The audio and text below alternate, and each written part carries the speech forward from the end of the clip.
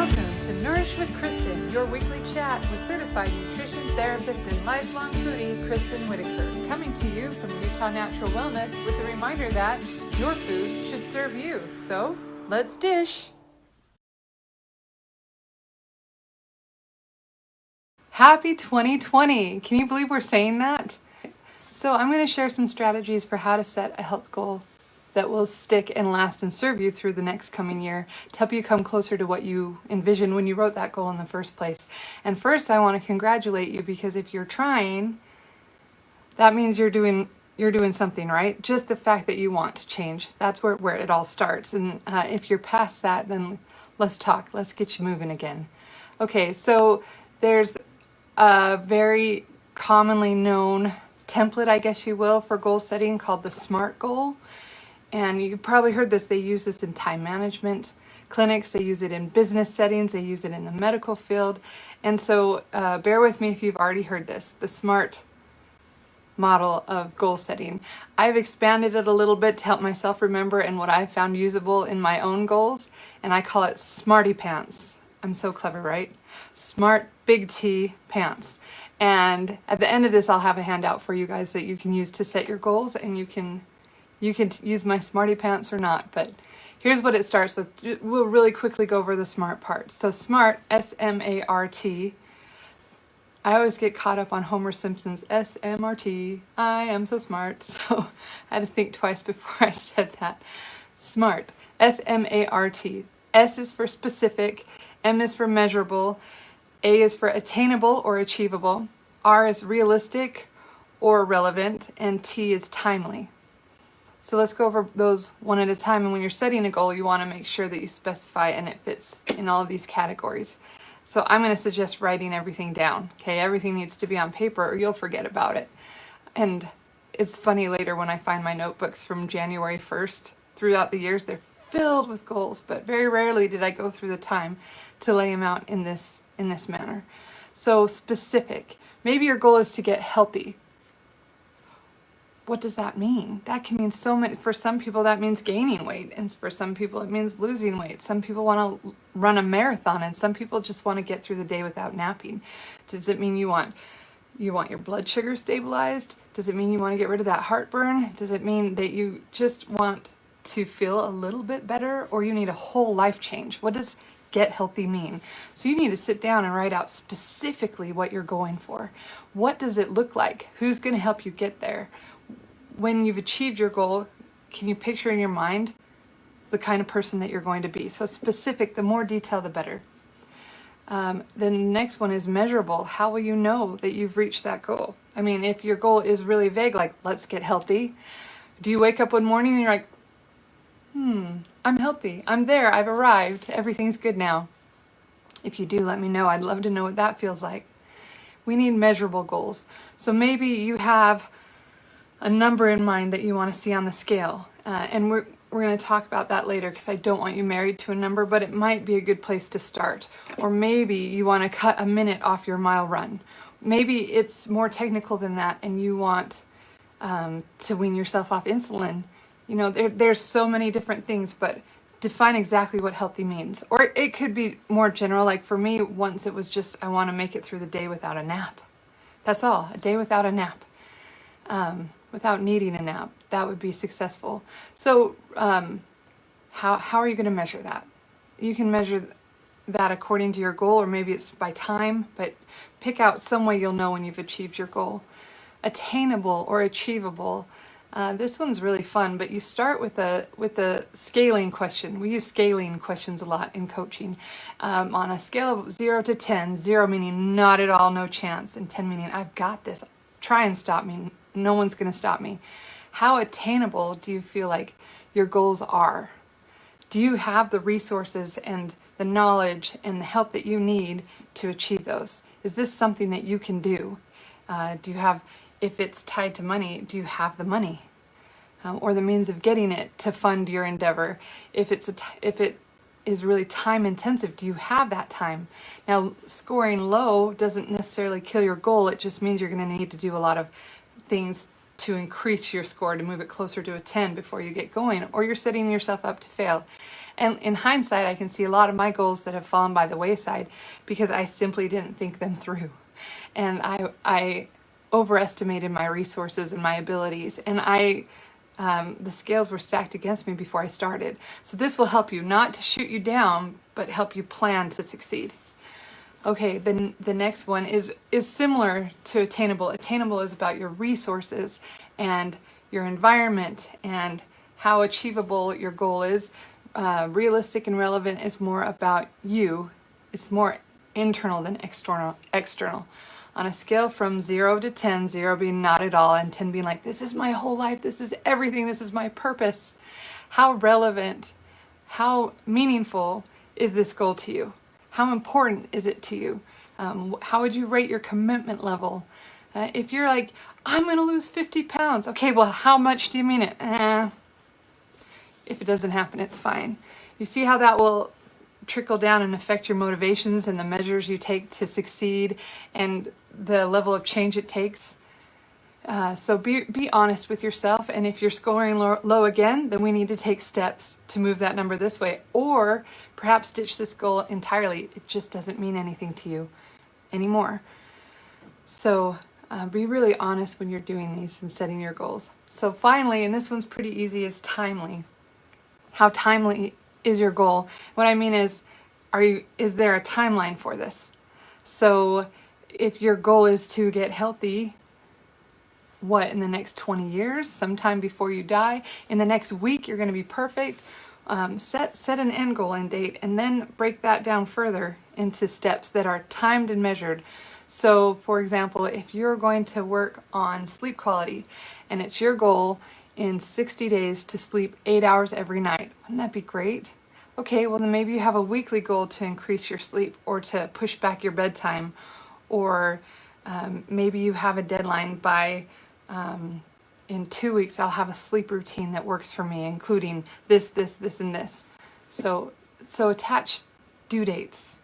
If you're like me, I work best under fire. Like, I have to have a deadline to kick me into gear, so I need a time. Let me share a quick tip right now. One way I do this is I use Asana, A-S-A-N-A. It's an app, or you can get it on your computer, and it's a task list organizer.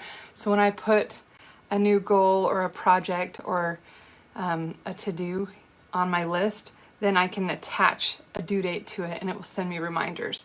And if it's a big one, I break it down into smaller tasks that have their own due dates that lead up to this big checkoff.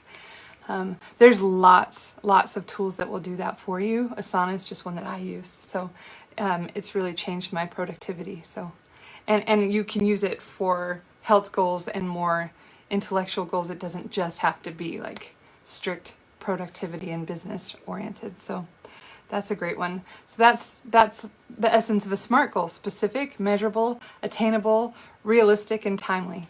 Okay, so you've passed all those, you've written your goal, you're raring to go and see results, and you can't wait to be this new changed person. Well, that's where the big T comes into in Smarty Pants.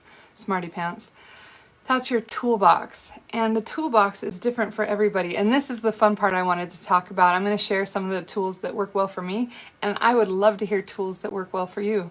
So one of the classic tools is an accountability partner. And I really don't think you can get a more effective tool than a buddy or a partner who's in this with you. And they don't have to have the same goal, but there's somebody that you can talk to and you can celebrate with. You can even tattle on if you fall off the wagon, and they'll help you get back on. It can be a spouse, it can be your best friend, it can be a coworker, just somebody who's there for you.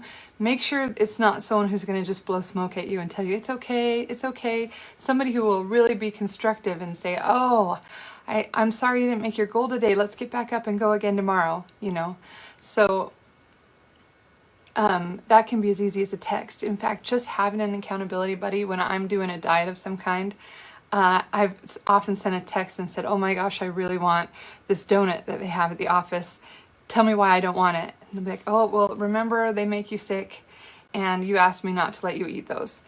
Awesome, it's what I need to get past that temptation. So sometimes just the act of having someone to tell on myself too is enough to shut me down in my tracks. And if it's really bad, like, I need an intervention, talk me down. That's what accountability partners are for. You can also find lots of those online. I've done, when you're in an interest group on Facebook, maybe you're in a keto support group or a workout club, and you can even find a stranger and say, hey, I just need someone I can talk to every once in a while, and I'll do the same for you. Sometimes a stranger is even more effective because you're not going to give them the same crap you might give your husband. And you remove the emotion. Have any of you done this where I've told my husband, if you see me eating this, knock it out of my hand and tell me not to. So he does, and I get totally offended. What are you doing? That was my treat. And he's like, you told me to, and I get mad at him. So picking a stranger can help remove the responsibility and some of the hazard from your loved ones. So consider that. Okay, I did a previous post on setting mantras, a saying or a power statement, an intention that you repeat that will help you stay focused and motivated. So you can go back and watch that on my website or YouTube channel, or just pick something, a saying that you can repeat over and over to get yourself back on the wagon. Number one is you're worth it. Just be like, I'm worth this, I can do this. Just something positive to self-talk you through. Okay, a snapshot is a wonderful tool to have in your toolbox when you're setting goals. And what do I mean by that? That is, you can take a literal snapshot, and you can write it down or do a combo of both, but it's inventory of how you're doing now. So if you're about to embark on a really life-changing, drastic diet, there's got to be a reason for it, right? Write down what that is and start with, well, how you feel right now and what you're not happy with right now. Well, I hate that I have to suck in to button my pants. Well, I hate that I have heartburn every time I lay down. I just can't stand wheezing when I walk up the stairs. Write down every ugly little thing that you're challenged with right now, so that when you're looking at something in your way, I really want to eat that whole plate of this. You think, no, I'd rather feel better. I'd rather be able to climb those stairs. I'd rather be able to fit into those jeans. Whatever it is, you'll use that snapshot to motivate yourself. Not only will that be a motivation, but it'll be a great way to help you measure your progress. Remember, we talked about measurable. If you have a before shot, your after shots will make more sense. And all the time, I'm guilty of this too. I hear, I'm not taking a picture of myself now. I don't want to see that. Do it anyway. One, you're beautiful. Just how you are, you're fine. Two, that's a tool that will be valuable to you in your journey. So do it. Okay, another tool, and if you've just joined, we're talking about, we've gone through our SMART goals, and now we're talking about our toolbox, tools that can help us achieve our SMART goals. And another one, part of the snapshot, perhaps, or inventory, is to take a list of triggers and obstacles. So things, you know yourself better than anybody else, better than any health coach you could hire, better than any doctor who's treating you. You know yourself, and you know what's going to trip you up and mess you up. The funny thing about these New Year's resolutions is we come with these aspirations and these grand goals, and we're going to be a new person in 2020. And guess what? The ball drops, the clock strikes. We're the same people that we were 24 hours ago. I'm the same person I was 2 weeks ago that totally pigged out on all the Christmas treats. That's still me. So it's not about changing all of a sudden or transforming. It's about getting to know ourselves and working with that. So list down all your triggers and your obstacles and your weaknesses. I know if I smell pizza, I'm going to eat a whole pizza. So I have to be really careful. And it's not something I can order for my kids and not have some. If they're going to have it, they have to go eat in the basement or something, because I can't be around it. That's one of my triggers. So that's just a little example. But I also know that if I go back to bed, if I snooze bar after the kids get to school, that my whole day is shot. I don't get in my exercise, I don't get my house cleaning done, and that will trigger an avalanche of feeling bad that will lead to me sleeping in the next day. That's a trigger for me. So when I have the opportunity to snooze, I don't, because now I realize the pattern that comes with that. So identify what it is in your life that's tripping you up. The foods you can't resist, the situations that make you cave, the social pressures that you can't stand up to. And you either work to avoid those or to create a plan to overcome them. So a list of triggers and obstacles is only going to serve you. It can feel like you're ragging on yourself, but you're not. You're helping yourself. You're troubleshooting. Okay, another of my favorite tools is just simply education. Education. I have talked to so many people who've started on diets and they're like, I'm going to lose weight, but they don't really know how to lose weight. They're like, I'm just going to eat less. Well, then they end up hungry. So then they binge and then they feel bad, which makes them binge more. You know, you're on a cycle. If you're looking down the road and you can't see a path to get to where you want, that's a lack of education. So there's lots of things you can do. Just find an expert or someone who can help you. Find a mentor or a teacher, a friend who's been through the journey that you're going to go on. And another one is to take in information. So, I mean, look at all these books behind me. This is all information I'm taking in through the course of school and personal studies. But another way is I am always listening to podcasts. If I'm running or I'm on the treadmill, I'm listening to a podcast or I'm watching a documentary. If I'm folding laundry, there's something playing in the background and I'm always trying to learn. So if you have this goal that you've set, then make sure that you're listening to things and watching things that will help you learn how to achieve that more effectively. There's always time to learn, right? And regardless of what your health, if you're thinking, I just want to get off my insulin. Well, there's so many documentaries and podcasts about how to do just that. So dive in, just do what have you got to lose, right? So education, empowering and motivating. Let's see, I know I'm going over, I get really excited, but another one is pep talks. Okay, we're so good at cheering up our friends. We don't take the same attention or time to focus on ourselves and cheer ourselves up. And honestly, I can't look in a mirror. Like some people will look in the mirror and give themselves a pep talk. I can't do it because I will just laugh or I'll start to criticize things I don't like and I struggle. But I have learned what I can say to myself, the internal dialogue to pep myself up. And you know your pressure points and you know what lights you up. Use those. So for a minute, step out of your body and pretend you're talking to your best friend. You're talking to your sister. You're talking to your spouse. And what would you tell them if they were in the slump? Okay? You wouldn't deride them for their failures. And you wouldn't tell them they're stupid or they're fat or they're ugly. You would never do that. If you would, you probably don't have friends to start with. So if you step outside and talk to yourself like you would this other friend, what would you say? You'd say, it's okay. You can do this. You've got this. You've messed up and it doesn't matter because you're starting fresh. You'd say what you needed to do to get them up and going and feeling good. That's what you need to do for yourself. And it sounds so elementary and people are like, no, duh, but how many of us do that? I'm the first to start ragging on myself. I need to be the first to start cheering for myself. So in your toolbox that we're talking about, pep talks should be one of the most used one there. Try leaving yourself post-it notes, smiley faces on the mirrors, the same cute things you do for your kids. Give yourself that same love and courtesy, and it's going to only fuel your success. Okay, I have a technical little tool to put in this toolbox. It's one of those, when you open your toolbox and you're like, what does this one even do? I would say that, and it's called a micro routine. You probably have a lot of these already and might not have called it that, or maybe you are an expert, but micro routines are a key to succeeding in larger goals.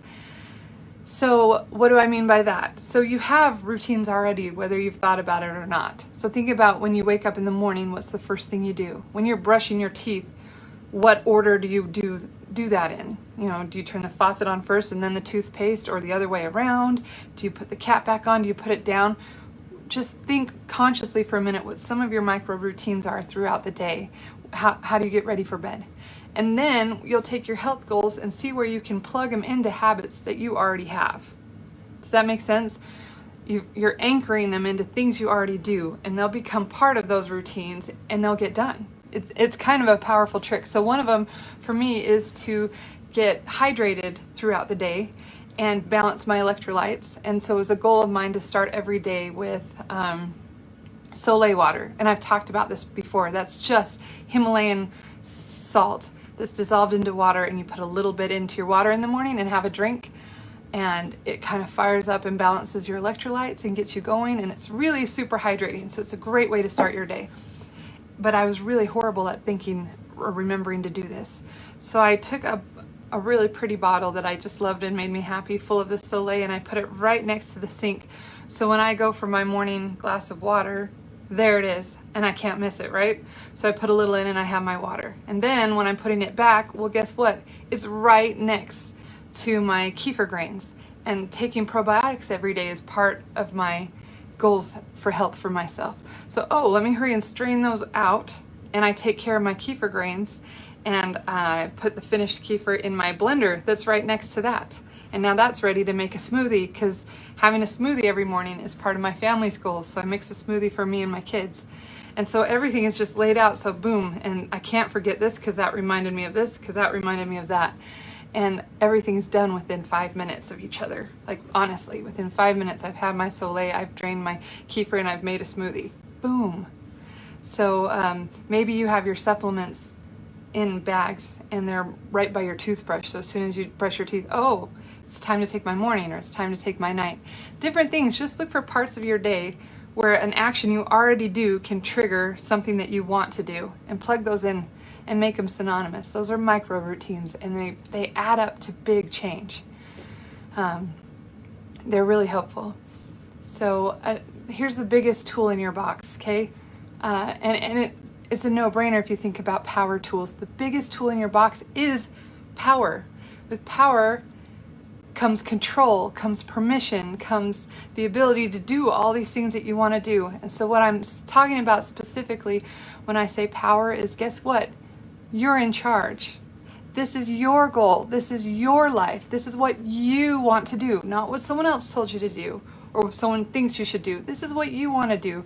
So all the time I get people like, this isn't really working out for me. And I'll say, then change it. Or this doesn't really fit with my goals anymore. It doesn't feel realistic anymore. Okay, let's change it. Or people will ask me, am I doing this wrong? Is this okay? I'm like, you're the one in charge. If you need to change, you have permission to change. If you need to back off because it turns out your goal was too aggressive, you have permission to do that with no shame, no embarrassment, because you didn't fail. You just adjusted your course. Okay? You're the one in control and you have the power. So anytime a goal or a habit is not serving this greater good that you're going for, ditch it, rewrite it, rework it, or just throw it out entirely, right? You're the one in charge. And if you realize that, some of the blame and the shame that we pile on ourselves goes away. Whatever we're doing, it's serving our higher selves, our best interest. So even if it's not the same as we mapped out or someone told us to do, there's nothing wrong with that. So that's what I mean by power. And finally, in your toolbox, I want you to go through, remember we talked about having honesty when we're doing these inventories. Throw out the crappy tools, the broken ones. You know, the Phillips that's so rusted and the tip is busted, and the wrench that you don't even know how it works, right? You look in your toolbox and you throw out the crappy tools. So what are some of those? They're going to be different for everybody, right? You know what's not serving you well, but one of them is Mondays. Throw out the Mondays. What I mean by that is so many times people will be on a healthy diet and they fall off the wagon and they'll say, I'll start again on Monday.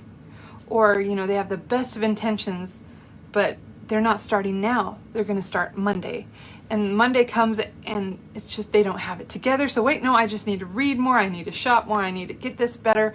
I'll do it next Monday. It's always on a Monday. Nobody starts on a Thursday or a Tuesday. They just don't. It's always a Monday. If you're waiting for a Monday to start, it really might never come. Okay? Don't wait for Monday. Start now. Another self-sabotaging behavior we have that I call a crappy tool is it's the what the hell factor. And you've done this, you might use different words, but you've been on this diet, you've defined this strict diet, maybe a little too strict for yourself, and then you're walking by and there's a bag of open chips your kids left on the counter and you just have one. And then you're like, oh my gosh, that's so good. And then you have two. Suddenly you ate the whole bag, right? I know I'm not the only one. That's real life experience. And they're like, what the hell? I'm off my diet anyway. I'm going to go get a burger. Or I'm going to have ice cream. And then you're just eating everything. In your head, you're telling yourself, I'll be back on my diet tomorrow or Monday. And so I'm going to eat all these things I want now because what the hell? I'm already off my diet. Okay, that's got to stop. That's one of the most self-sabotaging things we tell ourselves. What the hell, it doesn't matter. There's a big difference in the damage you do with that one bag of chips that maybe you ate versus the whole Chuck-A-Rama buffet you fed yourself because you were feeling bad and you were off the wagon. So just because you messed up once is not permission to keep messing up. If you truly want to feel good and you want to have forward action, then don't let yourself fall short or sell yourself short with excuses like, what the hell, I'm already off. Get back on. What the hell, get back on, okay? So when you have a thought in your head that's giving you permission to do less than your best, that's probably not coming from you, from your best self, right? So don't listen to it. In fact, we're going to go more in detail in next week's Facebook Live about this topic, and I'll talk about that later. But okay, another one is another lie we tell ourselves is, I deserve this. What do I mean by that? You deserve to feel well. You deserve to have energy. You deserve to be happy in your own skin. You deserve to not be sick. Okay, these are the things you deserve. So when you tell yourself, I'm going to eat that chocolate bar, I'm going to have that donut because I deserve it, stop for a minute. Do you deserve to feel sick or have an allergic reaction, to get inflamed, to get heartburn? Do you deserve, I deserve that Dr. Pepper. Do you deserve to not sleep tonight when you really are trying to heal? So look at the cost of that thing that you're telling yourself you deserve, and then weigh the benefits of abstaining. Does that make sense? Remind yourself that you deserve. Remember when we talked about your specific goals and picturing what it looks like when you've succeeded? Picture that. That's what you deserve. If this is going to keep you from that, you don't deserve it. You deserve better. You deserve better than that. So throw out these crappy tools, these dialogues we have in our head that don't serve us and don't move us forward. Just throw them out. Another crappy tool is shame. I know I just told you to talk yourself out of having something you deserve. There really are times, like maybe it's your birthday. Honestly, on your birthday, you deserve it, okay? Or you earned something and you've specifically said, when I do this, I get to enjoy this. Go ahead. But if you have a mistake or you fall off the wagon or something, shaming yourself and kicking yourself while you're down will only add to more self-sabotaging behavior. It will only dig you deeper in the hole. So you're me and you ate that whole bag of chips. You're not saying what the hell. You're stopping right there and you're going, okay, well, I must have had something off and I needed that and they tasted good, but I'm done. Be aware of that moment and move on and congratulate yourself. Oh, I stopped. Okay, awesome. And just don't wallow in the shame. Shame, for you or for other people, it really has no purpose at all. So throw that one from your crappy tools. Okay, so we've gone through a lot of tools. There are so many more. These are just some that I have in my box. And again, I'd love to hear yours. And we've gone through the whole formula. For those of you that just tuned in, is for goal setting is Smarty Pants. SMART is specific, measurable, attainable, realistic, and timely. And that's the way we set effective goals. And then the SMART T, the big T, is your toolbox. All the things you have at your disposal to help you achieve this goal that you've set. And then pants. What is the pants at the end? Well, it's just me being funny, really. But it worked. How many of you guys bribe yourselves? I'm a shameless briber of myself. I was thinking, I have made so many chore charts for my kids. I have 4 kids and they're within 5 years. So I had a lot on my hands when they were little, right? And so I have done every kind of chore chart you can, every kind of incentive. Add these many stickers and you get this. Go potty this many times and you get this. I've bribed them for everything. And one day I realized nobody's bribing me. I wish I had a sticker chart, or I wish I got chocolate every time I went to the bathroom. So welcome to being a mom, right? So bribe yourself. I'm giving you permission to. So when I say Smarty Pants, these pants, and you don't have to use pants, but pick something that you would just love. Can you imagine fitting into that sassy pair of jeans you've had your eye on, or a new pair of comfy pants? You've worked so hard and you just want those fluffy fleece pants that you saw on sale, or maybe it's track pants, exercise clothes that make you feel sassy, make you look more athletic than you really feel, whatever pants that would just make you really excited. Put that at the end of a measurable goal. When I've stayed the course for 3 months, or when I've gone 10 days without a cheat, or whatever it is to you, you're getting new pants. It can even be underpants. Like, so really, I picked pants because it goes with the smarty pants thing and it's easy to remember. But when it comes to bribes, there's so many things you can do that are not food. One of my things was, gosh, I used to bribe myself with food. Like if I got the kitchen clean, I got my Dr. Pepper, right? Just made sense. But if your healthy goals aren't in line with those kind of reinforcements, pick some new healthy bribes for yourself. Things that would just light you up. Permission to go shopping with a friend. Permission for a Netflix binge. Permission for a massage from your husband, and enlist him. I've done that before. Hey, honey, if I make 10 days in a row with my exercise program, would you give me a massage? Okay. So work out some things that you know would excite you. I'm going to have a list on my blog of non-food or healthy food related bribes, so you can get away from the sugar that we all think of. You don't need a soda every time you succeed at a goal. Or you don't need to plan a cheat. Like if your goal is to go off gluten for 2020, then when you made it 10 days, don't reward yourself with a sandwich, even your favorite sandwich. That doesn't make sense because it's sabotaging your goal. So share with me your ideas for healthy incentives and how you bribe yourself to do what's right. I don't think there's any shame in bribing yourself. You deserve it. That's an appropriate use of that term. Okay, thanks for being here with me today. I know I covered a lot of things. I'll have this listed out though in handouts on the blog later, and I'll repost it so you can find those. You can find me at Utah Natural Wellness with Kristin. It's my Facebook page. Nourish with Kristin is my Instagram page, and I also have a YouTube channel.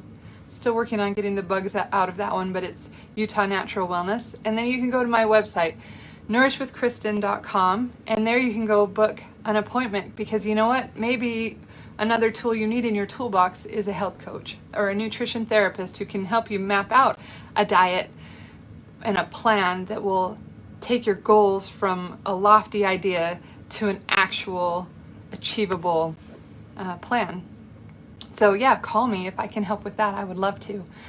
And in the meantime, guys, hang in there with your 2020 goals. We're only a week into January. We have 51 more weeks ahead of us to be the people that we want to be and do the things we want to do. And it's an exciting opportunity. So thanks for being here with me, and I will see you next week when we'll be talking about binge eating specifically. So a common goal I get from people and some clients is, how do I stop eating chocolate or sugar or salt, or how do I stop eating so much? And that's binge eating, and I'm a recovering binge eater, so I feel like I can talk about this. And so I've got some really specific, powerful tools to share next week that will help you if that is your challenge and if that's what's sabotaging the goals that you've made. So if you find yourself derailing yourself with that handful of this or the box of that, tune in next week and we'll help you. Okay, thank you so much for being here, and I'll see you later. Bye.